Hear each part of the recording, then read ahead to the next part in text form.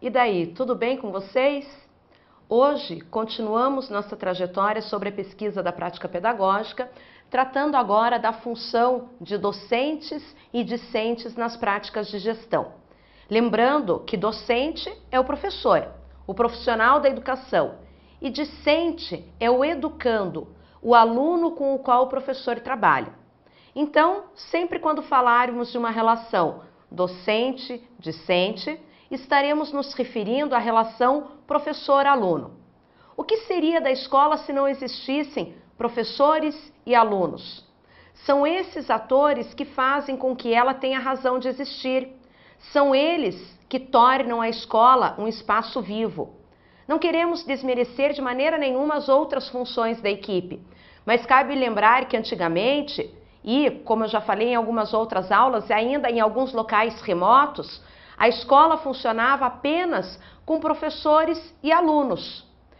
E é claro, como eu também afirmei, em realidades mais distantes, com uma estrutura um pouco mais precária, ainda é assim que acontece atualmente em alguns locais.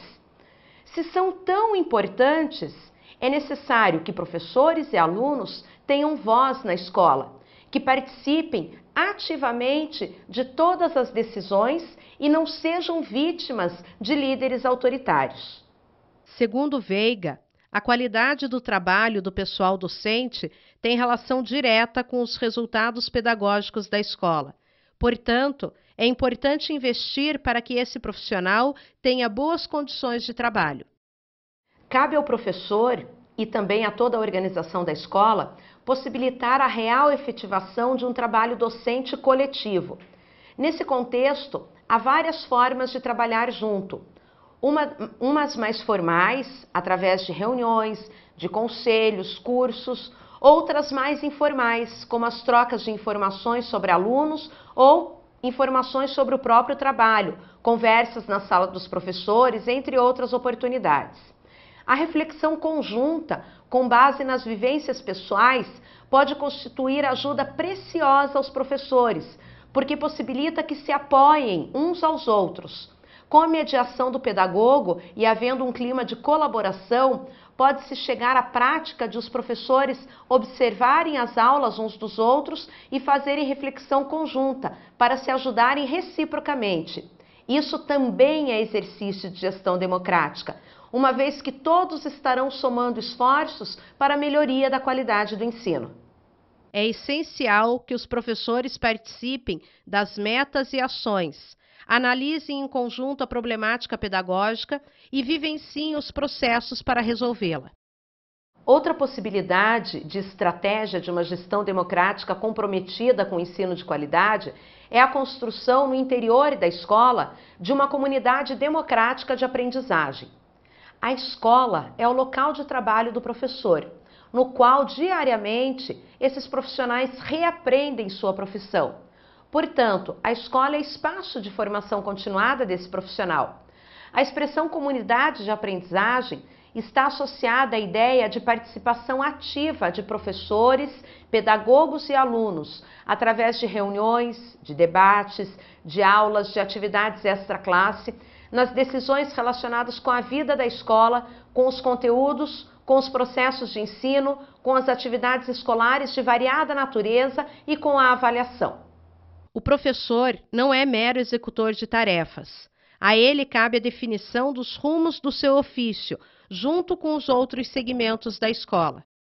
Esse caráter de diálogo e de compartilhamento de decisões entre as pessoas da comunidade escolar possibilita à escola como um todo adquirir experiência para construir uma cultura da coletividade.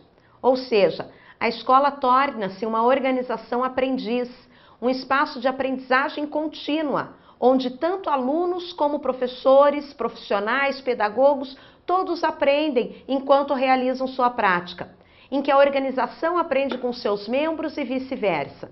Esse modo de organizar a escola possibilita maior envolvimento dos professores com sua formação, porque podem discutir questões de seu trabalho com base em necessidades reais.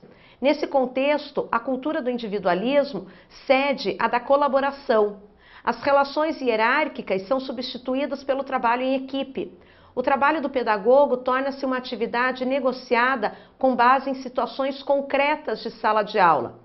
Quando esse trabalho coletivo, quando toda essa experiência de colaboração, de reciprocidade nas trocas acontece dentro da escola, todos têm a ganhar.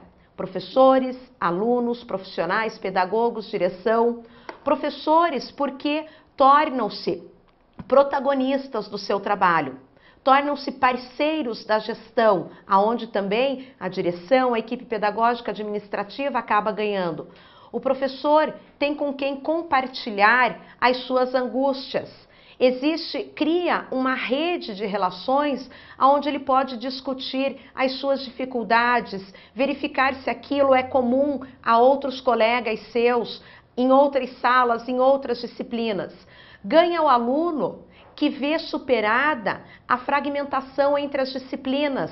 Quando professores trabalham juntos, o planejamento acaba superando a característica disciplinar de cada área do conhecimento e conseguem criar um projeto interdisciplinar, aonde o processo de ensino e aprendizagem fica mais significativo, mais contextualizado, tendo como consequência uma qualidade enorme no processo de ensino e de aprendizagem.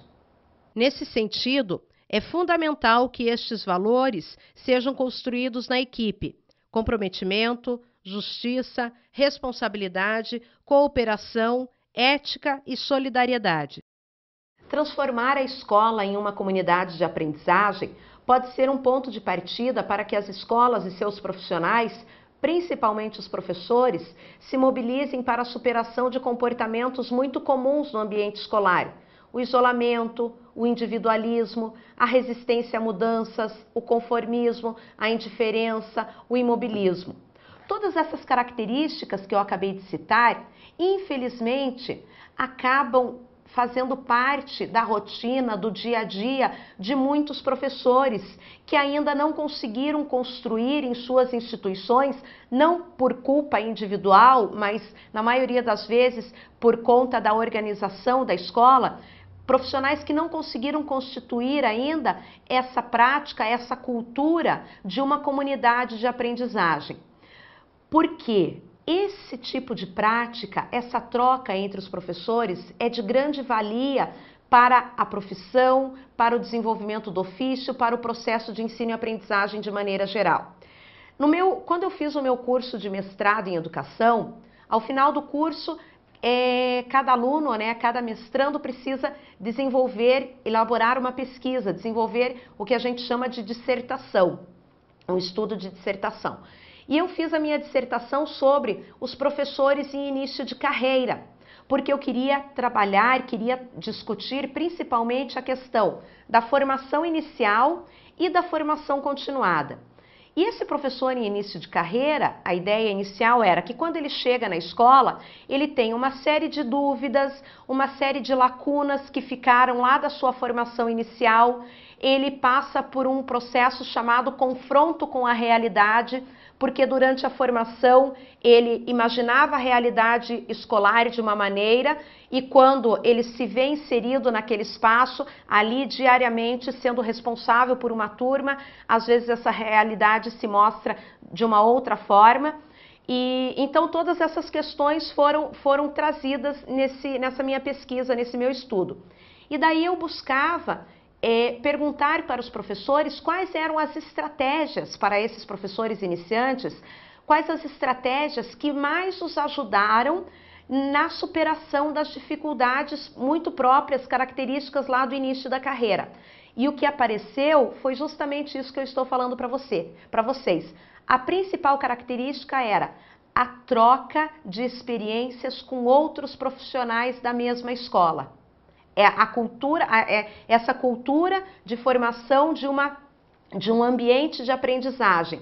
Por quê? Por mais que eles fossem para cursos, para debates, assistissem a palestras, normalmente o docente daquele curso, daquela palestra, ele não sabia da realidade que aquele profissional encontra dentro da escola. Agora, durante a hora atividade, durante a permanência, durante os recreios, quando entre os professores eles tinham oportunidade de conversar, de trocar informações sobre uma situação de ensino, sobre um aluno em específico, sobre a metodologia mais apropriada para trabalhar um determinado conteúdo, aí eles encontravam respostas para as suas necessidades. Essa era a principal estratégia de busca de superação da dificuldade para os professores iniciantes. E é o que nós estávamos falando. A construção desse ambiente de aprendizagem no interior da escola, que é esse professor que não é individualista, que não está conformado, achando, isso não vai mudar, vai sempre continuar do mesmo jeito. É esse profissional que vai buscar, na experiência do outro, no debate, no diálogo, respostas para as suas dificuldades e para as suas necessidades. Outro aspecto a ser considerado é que os professores busquem conhecimento teórico para que, assim, no coletivo, possam tomar decisões sensatas. Os discentes ou alunos, como eu falei anteriormente para vocês, também têm uma presença e importância significativa em uma escola que se pauta pela gestão democrática e que se mobiliza para se tornar uma comunidade de aprendizagem. Nesse contexto, os estudantes são ativamente envolvidos na elaboração e no desenvolvimento das decisões que dizem respeito à sua vida na escola, vivenciando práticas de reflexão e de atuação, de debate e de confronto de opiniões, com respeito às diferenças individuais. Os alunos aprendem democracia vivendo e construindo sua comunidade democrática de aprendizagem e de vida. Não é uma aprendizagem meramente acadêmica, escolar. Ela transcende o espaço da escola. É uma aprendizagem para a sua vida. Quando nós envolvemos verdadeiramente os alunos nesse processo de gestão democrática, fazendo com que eles participem da tomada de decisões, dando oportunidade a eles de se manifestarem, de se expressarem, a escola, o processo pedagógico, as práticas dos professores, da direção de maneira geral, tem uma melhora efetiva e visível. O aluno que sente-se parceiro da sua escola, o aluno que toma para si o protagonismo do seu processo de ensino e aprendizagem, ele não vai querer ser indisciplinado, ele não vai fazer bullying nos seus companheiros, ele não vai agredir verbal ou fisicamente um professor ou um colega de classe. Ele sente aquele espaço como seu, ele se torna cúmplice daquilo que acontece dentro do espaço escolar. Ele entende a importância do seu processo de aprendizagem quando ele participa, quando ele pode se manifestar. Por conta disso, trazer os discentes, trazer os alunos também para o processo de tomada de decisões na gestão pedagógica é uma estratégia positiva e muito produtiva para o processo de ensino e aprendizagem de maneira geral.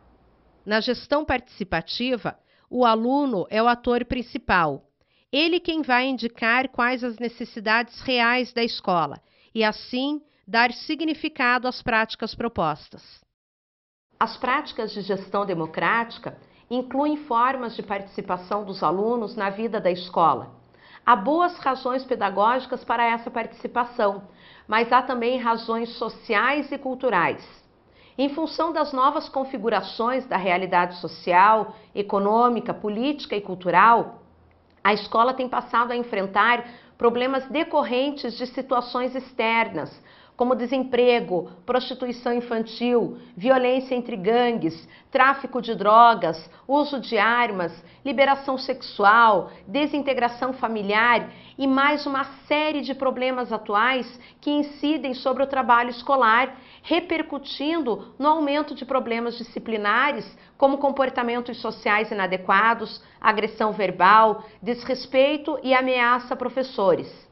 É muito comum que as escolas tenham dificuldades para enfrentar essas questões, mostrando que apenas boas intenções ou mudanças curriculares ou de metodologias não são suficientes.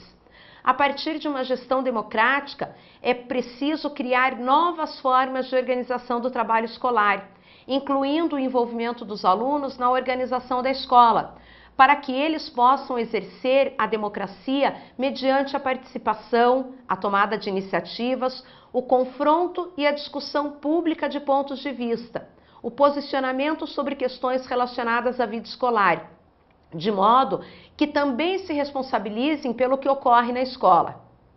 Bom, queridos alunos, chegamos ao final de mais uma aula.